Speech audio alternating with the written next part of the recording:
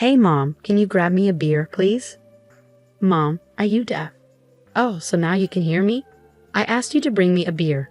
This is how it always is when my son and his wife talk to me. We've been living together for 5 years, and they've never really listened to me. They usually ignore me or just boss me around like I'm their maid. My daughter-in-law, Jean, talks badly about me to everyone, and my son Paul treats me like I'm just here to clean up after them. I decide to ignore them and pretend to watch TV, acting like I can't hear them. I'm fed up with them only paying attention when they want something and ignoring me the rest of the time. After a while of ignoring them, Jean grabs the remote and turns off the show I was watching. I'm surprised when she says loudly, right next to my ear, "Hey, mother-in-law, can you hear me? Make sure you make Paul's lunch tomorrow, okay?" Her voice was so loud it made my ears ring, and I couldn't help but grimace. Seeing my reaction, my daughter-in-law laughed and left the living room with my son. I couldn't help but wonder why she couldn't be a bit more considerate, especially since I'm her husband's mother and she relies on me every day. But judging from my son's behavior, it seemed like I was just a maid to her. There was no apology from either of them, and I didn't feel like they cared about how I felt. Frustrated, I sent an email to my husband and decided to leave the house. My name is Karen, and I'll be turning 72 this year. 5 years ago, my son and his wife asked if they could move in with me because they were worried about the future and wanted to save money. Since then, we've been living together as 2 families in one house. If you live with us, Mom, you'll feel safer, right? Maybe you're right. My husband is a workaholic. He started his own company when he was young and still works hard even at 73. Our house felt quiet after our son moved out. When I talked to my husband about our son and his wife moving in with us, he just said, "Do whatever you like." So with not much discussion and feeling a bit bored, I agreed, hoping life would get livelier. When they moved in, my son's wife, Jean, and I split the housework. But as she said her part-time job got busier, I ended up doing more and more. She helps if I ask, but usually she's reluctant or busy with her own stuff. So I stopped asking for her help, and I do everything myself, feeling unappreciated. Even at meal times with the whole family, there's hardly any conversation. I guess I got used to it, like with my husband. One day, while I was making dinner for 3 as usual, I got a message from my husband saying, "I'll be late for work, don't need dinner." This wasn't unusual, but the problem was with my son and his wife. "Dad's gonna be late, huh?" "Yeah, I'm not hungry either." "Oh, I'm going out with a friend, so I don't need dinner." "Why are you telling me this?" "I've already made it," I said. "It's okay, just save it for tomorrow." Even though it was dinner time, they were about to leave without a word if I didn't say anything. They could have told me earlier if they didn't need dinner. It seemed like they'd never think to consider me first. I couldn't help but feel frustrated at their rudeness. But they left without any apology. What am I working so hard for?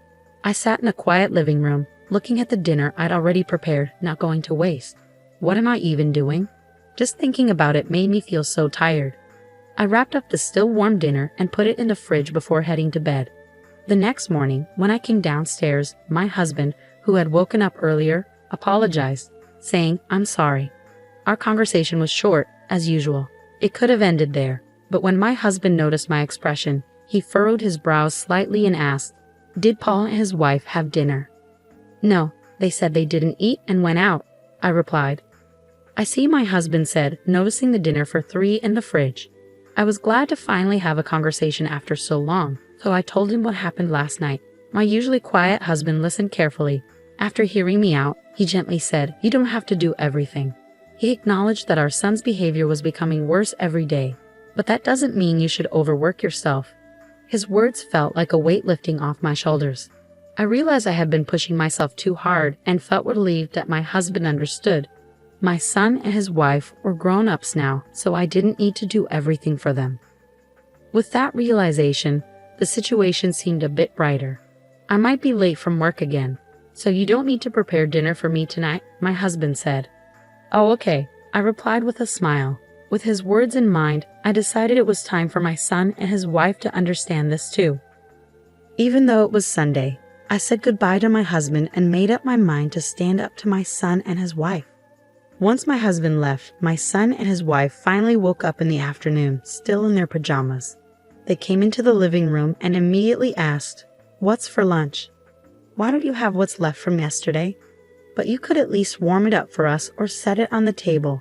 You're not small children. You can do it yourself," I replied. "Well, mother-in-law, you are getting old, aren't you?" Jean, my daughter-in-law, joked with a laugh, and Paul, my son, joined in, looking at me. "I'm exhausted because Jean hasn't been helping with the housework at all," I said. "Oh, can't you manage without me? Is it your menopause or something?" Jean retorted, laughing. Their attitudes made me sigh. They went back to their room without cleaning up after eating, seeming unbothered.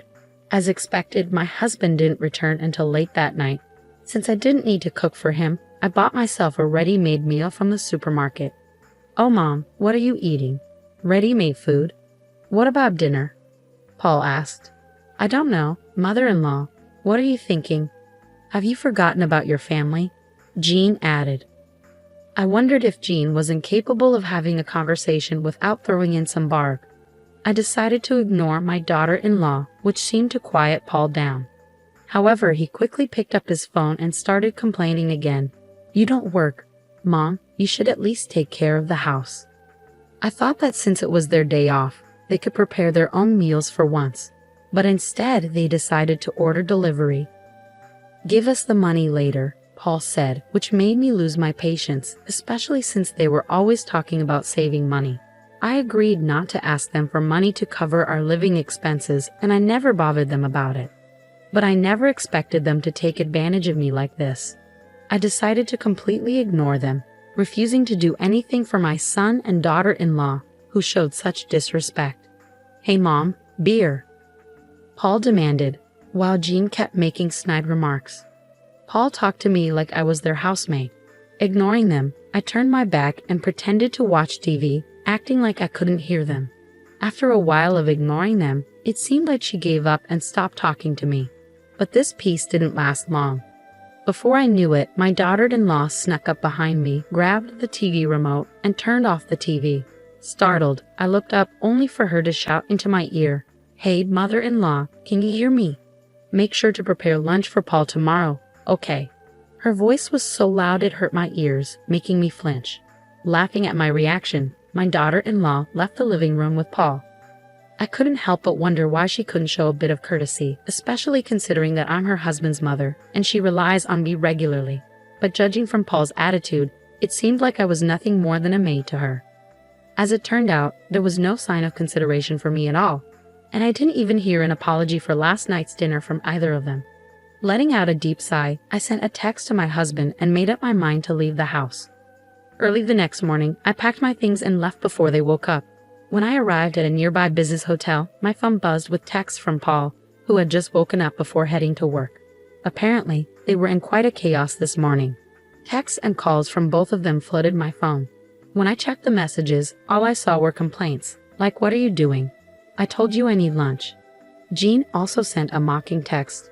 "Are you wandering around forgetting your responsibilities?" It seemed they were struggling just because I hadn't prepared breakfast for them, which made me chuckle a bit. Seeing a call from Paul during his lunch break, I decided it was time to talk to him. "You finally picked up, Mom. Where the hell are you, and what are you doing?" Paul's voice sounded impatient. "It's none of your business, is it? You didn't even prepare our food. Where are you, Paul? You're not a child. You can make your own food, can't you?" I responded, feeling irritated. If he had struggled so much to prepare just one meal, he should have shown some appreciation. But to my surprise, he said something unexpected. "I'm paying for living expenses, so I need you to do the housework." "Living expenses? What are you talking about? I never received such a thing," I said, puzzled. "Why not? Jean should have been giving it to you every month, so don't lie," Paul insisted, claiming he was paying me living expenses. Despite my truthful denial, Paul started calling me a liar. The truth is, my husband covers all their living expenses, including their food. Even after explaining this repeatedly, Paul refused to believe me. I could hear Jean in the background saying, "You're probably just playing dumb and spending it for yourself." Unable to continue the conversation, I ended it and said, "I don't know what I don't know, and I don't plan to come home for a while." "Why not? What are we supposed to do for food?" Paul's voice sounded desperate. "Figure it out yourselves. Bye now. I hung up the phone and let out another big sigh. Why do they believe they're not in the wrong, even after all this? I didn't understand what Paul was talking about earlier when he mentioned our living expenses. About a week after I left the house, the situation improved. My husband, who had come to check on me, apparently talked to Paul and Jean, and their texts suddenly became more respectful and submissive. Wondering what had happened, I received a text from my husband. Paul and Jean want to apologize. If you feel like it, please come home. Thanks to my husband's talk, they finally seemed to understand. I replied to my husband's text, made preparations, and decided to go home that day. When I returned home, Paul and Jean were waiting at the entrance, their faces pale and worn out. It seemed they were quite upset by the lecture from my husband. I decided to hear the story about this past week from them and my husband about the living expenses. I mentioned on the phone I said I didn't receive them, right? I asked. You said you wanted to save money, so I didn't say anything. Actually, Dad was really mad at us about that, Paul explained. It seemed my son had misled his father about his contribution to the household expenses, believing I had been lying and portraying me as the villain. However, when my husband explained the reality of my busy schedule and showed him our household book, Paul quieted down. You couldn't even believe me, but Jean kept saying that she was giving you the money. So what happened to your living expenses? I asked, feeling betrayed. From my son's perspective, he was definitely paying, so he must have been baffled that the money wasn't reaching me. It seemed my husband and son confronted Jean and made her confess. At first, Jean pretended ignorance, but when my husband confronted her, she finally confessed everything. I'm appalled. She was accusing me of squandering money on the phone, but it turns out she was just talking about herself, I said, feeling betrayed. But living with my in-laws can be stifling, and everyone was inviting me, so I just because of that, you thought it was okay to embezzle our living expenses. You made me look like a fool too, Paul interjected, his voice full of frustration. What? You're acting all high and mighty too, Jean retorted defensively. At the point when the two of them began to stray from the topic and argue, my husband cleared his throat loudly. Startled by his sudden interruption, Paul and Jean fell silent immediately, seemingly terrified of my husband's disapproval. I couldn't help but chuckle at their reaction, like children caught misbehaving. Excuses, excuses. Cut the crap. First, you should sincerely apologize to your mom, my husband said firmly. I'm sorry. The two of them finally bowed their heads to me. But Paul still tried to justify himself, saying he had been taking it easy because it was his home. I've been busy at work, and I just wanted to relax at home, he added.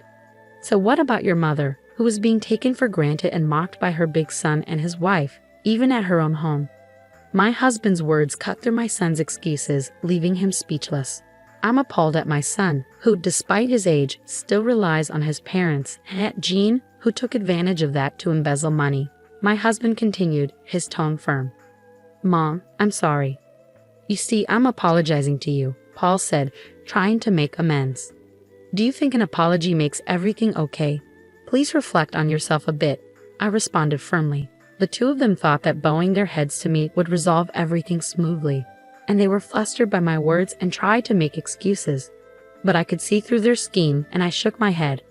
Whether you contribute to the living expenses or not, I can't overlook that attitude. You have to learn to be more grateful, I said firmly. But aren't you worried about your future too, mother-in-law? Paul interjected. Yes, I'm full of worries about relying on people like you. How can you talk to us like that? I retorted. You splurge our living expense out of stress from living with us, Jean added defensively. I can't have someone like you stay with us any longer, I stated firmly, silencing them with my resolve. They needed to learn once again how rude their actions were while living together as a couple. Later, we managed to have them move out. In the days that followed, Jean, my son's wife, started to come to our house occasionally to learn household chores from me. She continually vented about how my son Paul did not lift a finger to help with any housework. As she had always been showing off to her colleagues, I assumed she couldn't complain to anyone else. Now I understand just how much I relied on you, Karen, she admitted. Indeed, and yet you had the audacity to accuse me of being deaf and squandering money, I remarked, feeling vindicated. Unable to live with us anymore and facing financial constraints due to her misuse of funds, Jean fervently complained about her now austere life. However, As I listened, I couldn't help but feel that she was simply facing the consequences of her actions. As for Paul, he started to bring home delicious snacks as gifts from time to time, seemingly trying to make up for his previous lack of consideration. Although he still mentioned his past behavior occasionally, I appreciated his efforts. I knew he wasn't the most expressive or communicative person, but his gestures were touching nonetheless. During our discussions with Paul and Jean, my husband expressed his gratitude, saying, "Thanks for your hard work, honey. I appreciate it." I'm glad that I can talk to my husband like this again. I reflected, feeling grateful for the calmness that had returned to our lives. Despite the challenges we faced, I found myself leading a life that was calmer and happier than before.